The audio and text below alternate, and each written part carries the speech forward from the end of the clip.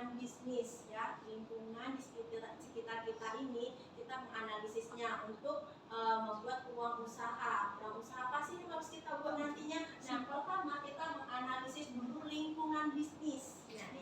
Nah, yang kedua tujuannya adalah merencanakan strategi bisnis. Setelah kita analisis, kita mulai merencanakan. Nah, kemudian yang ketiga yaitu memahami pengembangan usaha ya, memahami pengembangan usaha yang kita lakukan ya. Nah, ini bukunya kembali minggu lalu juga sudah Ibu jelaskan ya.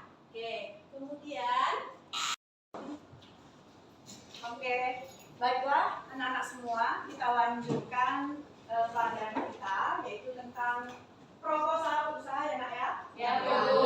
Proposal usaha ini sebelumnya sudah diberikan tugas oleh guru produktif kamu yaitu Ibu Rika, ya kan? Ya. Tentang apa proposalnya?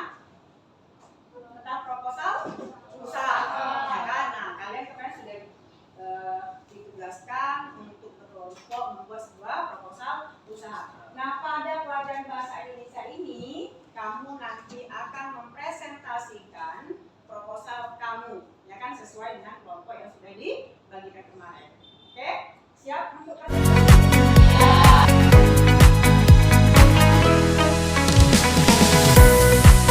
Assalamualaikum warahmatullahi wabarakatuh.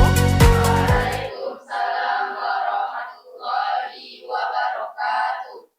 Okay, we meet again in English classroom. So today we will continue for the part of eksplorasi konsep ya. Jadi ini adalah part kedua dari pembelajaran kita yaitu adalah eksplorasi konsep. And that is about eco-friendly business. Ya. Siapa yang tahu eco-friendly business itu apa? That is about eco-friendly business. So from this video, I hope that you can get an idea what will you do next about how to do with eco-friendly business. Yeah.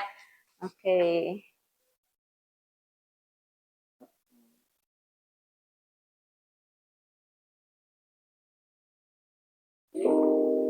Yeah, 15 eco-friendly product ideas. Pasti nggak kebayang ya. Oke, kemudian yang keenam adalah toothbrush and toothpaste-nya. Ketujuh, hair brushes or comb atau sisir. 8, cotton pad. 9, reusable straw. Nih. 10, loofah. Ini untuk cuci piring. And command us the most suitable one for you. Number 15, old t-shirt to carry bag conversion business. Oke. Plastic Jadi shopping bags are kaos lama ya, bisa jadi tas. and only 1% are recycled. Oke, selamat pagi semuanya. Kita bertemu kembali dalam pembelajaran konsentrasi keahlian bisnis digital ya. Untuk hari ini yang tak datang siapa? Semua. Baik.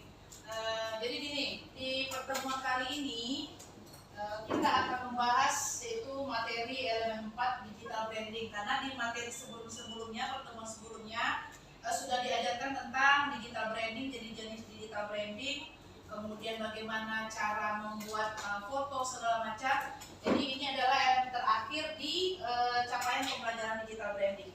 Sebelum kita memulai, Ibu ulang kembali tentang capaian pembelajaran yang diharapkan pada materi berikut ini. Pada akhir fase E, peserta didik mampu memahami ruang lingkup digital branding, membuat logo secara online, melakukan produksi konten digital, melakukan foto produk, kemudian melakukan video produk, dan mengaplikasikan manajemen publikasi konten. Jadi nanti di tugas terakhir ini atau materi terakhir ini akan kamu lakukan nanti. Melakukan produksi konten digital, membuat logo, kemudian membuat foto produk. Oke ya, capaiannya. Kemudian ada pun tujuan pembelajaran. Yang pertama, memahami digital branding. Ini sudah pernah diajarkan di pertemuan sebelumnya. Yang kedua, memahami pembuatan logo secara online. Yang ketiga, memahami produksi konten digital. Yang keempat, memahami manajemen publikasi konten. Ya, jadi nanti kamu akan masuk di tujuan pembelajaran yang keempat ini. Oke, baik, berikutnya. Nah, ini dia. Berarti kita masuk di materi yang terakhir ya. Memahami manajemen publikasi konten.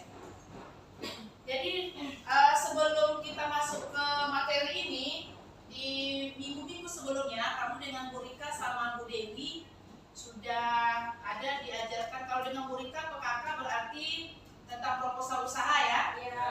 Sudah dibuat proposal usaha, kemudian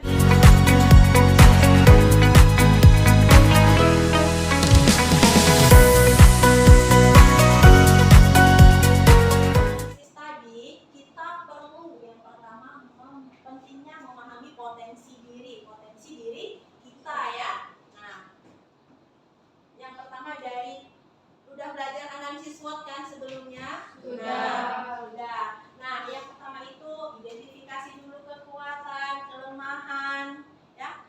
Analisis SWOT dulu. Itu tadi yang di analisis yang tujuan yang pertama, ya kan?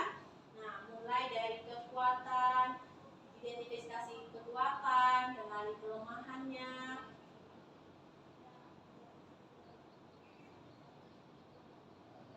Nah, setelah kita analisis SWOT, apa yang kita lakukan?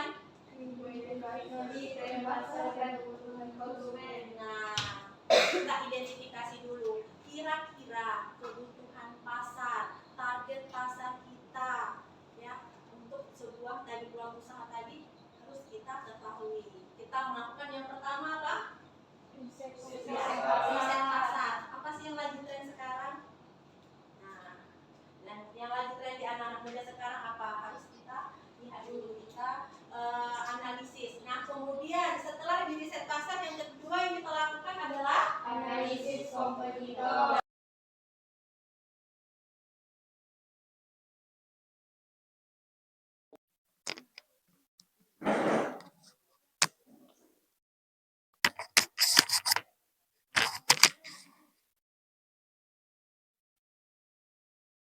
Oke, t-shirt into bag ya, eco-friendly bag ya. Oke.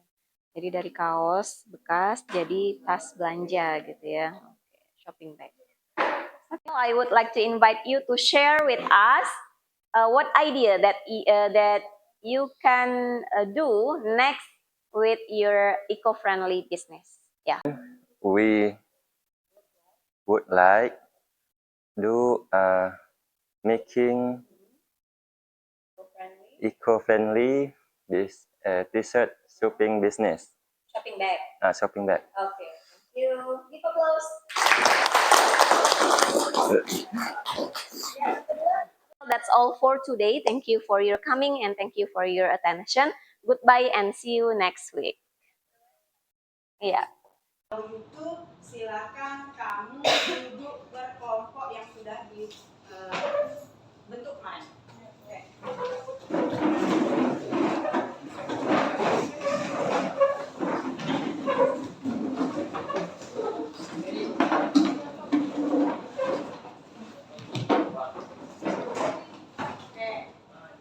Kalau sudah, nah untuk presentasi kali ini yang akan Ibu nilai adalah, mari kita lihat sama-sama terlebih dahulu. Yang akan kita lihat atau yang akan kita nilai pada pelajaran bahasa Indonesia tentang proposal produk yang kalian sudah buat. Pertama adalah struktur dan sistematika dari proposal usaha tersebut. Ya kan, bagaimana strukturnya, apakah sudah sesuai atau belum. Nah, mengenai struktur proposal, sudah kita bahas ya. Nah, sekarang saatnya bagaimana kita menilai apakah proposal yang kamu buat itu sudah sesuai dengan struktur yang sesuai atau struktur dan sistematikanya. Nah, itu yang pertama ya. Yang kedua adalah kekuatan data dan analisisnya. Nah, data yang kalian cantumkan di dalam proposal itu kira-kira sudah kuat atau belum. Nah, seperti itu. Setelah itu akurat atau enggak, kan begitu. Nah, kalau dalam proposal itu kita tidak boleh main-main dengan data. Kalau kita bermain dengan data itu artinya apa? Kita manipulasi sebuah data, itu tidak dibenarkan atau tidak diperbolehkan. Nah, disinilah nanti kita akan lihat akurat apa enggak data yang kalian cantumkan di dalam proposal tersebut. Selanjutnya adalah kejelasan penyajian. Nah, kejelasan penyajian ini sangat penting di dalam sebuah rancangan sebuah usaha. Nah, kalau kamu tidak jelas atau pas penyajiannya nanti pun tidak jelas, maka orang lain juga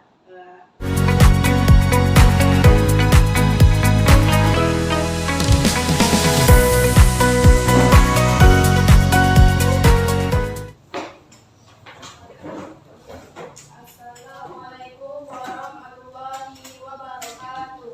Waalaikumsalam warahmatullahi wabarakatuh.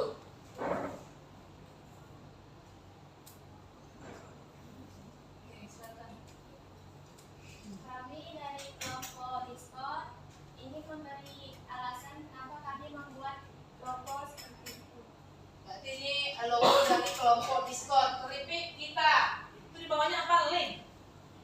Kelompok keripik kita link gitu. Oke, silakan. Kenapa alasannya dibuat logo seperti ini dengan warna seperti ini? Yang lain coba diperhatikan. Karena warnanya yang simpel dan menarik dan mudah diingat orang. Oke, katanya warnanya simpel, menarik, mudah diingat banyak orang. Ini brandnya kelompok diskon. Terus dipublikasikan di mana? Media sosialnya apa? Di Instagram. Kenapa di Instagram? Karena sekarang kan banyak orang yang menggunakan Instagram, kemungkinan besar sebagian orang akan melihat konten kami di Instagram. Oke, jadi alasan kelompok diskon mempublikasikan kontennya nanti memilih Instagram ya, karena hampir semua orang memiliki Instagram. Jadi ketika mereka membuka nanti aplikasi Instagram, logo mereka, produk mereka akan bisa terlihat oleh peminat Instagram. Oke, baik, dari kelompok diskon ada masukan atau tambahan atau kritik dari kelompok lain? Ada? Bagaimana dengan logo atau brand yang dibuat oleh kelompok diskon? Gimana? Tertarik? Bagaimana dengan warna? Silakan Sapitri. Saya warga dari kelompok KGT mau bertanya, itu kan keripik kita, terus logonya itu kan hampir mirip kental, dan itu mendeskripsikan keripik apa ya kalau tahu? Keripik pisang. Ada pisang yang iris bulat-bulat. Oke, jadi kalau menurut kelompok diskon, tadi Sapitri menanyakan kenapa logonya berapa orang ya? Itu kok lebih mirip ke kentang. Itu keripik kentang atau keripik apa? Karena di sini kan nggak ada spesifiknya keripik kentang aja. Jadi menurut kelompok diskon itu adalah keripik pisang yang diiris bulat-bulat. Jadi yang gambar itu adalah pisang yang sudah jadi bulat-bulat. Oke, pertanyaannya bagus. Oke, ada lagi? Ada lagi? Cukup? Oke, baik, silakan.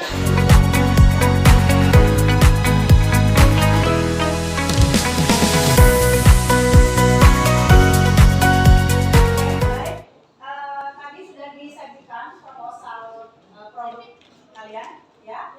Nah, ini saatnya Ibu memberikan penilaian terhadap penyajian daripada proposal kamu. Yang dari awal Ibu katakan tadi penilaian untuk bahasa Indonesia tentang penyajian proposal yang pertama adalah struktur dan sistematika.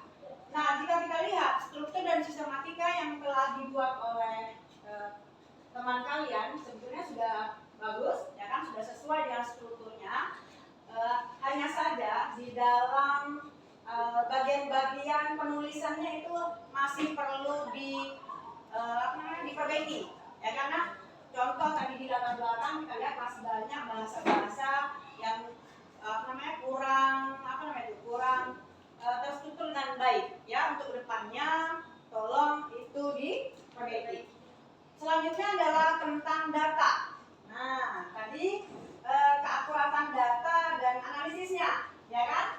Nah, dalam proposal produk tadi kita lihat bahwa penyajian datanya sudah ada, ya kan? Sehingga di situ jelas sekali data-data yang kelompok ini tampilkan, ya kan? Setelah itu terakhir adalah tentang kejelasan penyajian. Nah, tentang kejelasan atau tentang penyajian yang sudah disampaikan oleh kelompok ini, rasa ibu sudah sangat jelas, ya kan? Cuman ada hal-hal yang perlu kamu perbaiki, ya kan? Tentunya mungkin dalam intonasinya, dalam menyampaikannya, sehingga audiennya nanti lebih mengerti atau lebih paham dengan apa yang akan kamu maksudkan atau sampaikan. Nah, seperti itu. Oke, nak? Kira-kira ada pertanyaan? Oke. Mungkin dari Bu Rika ada masukan, Bu Rika?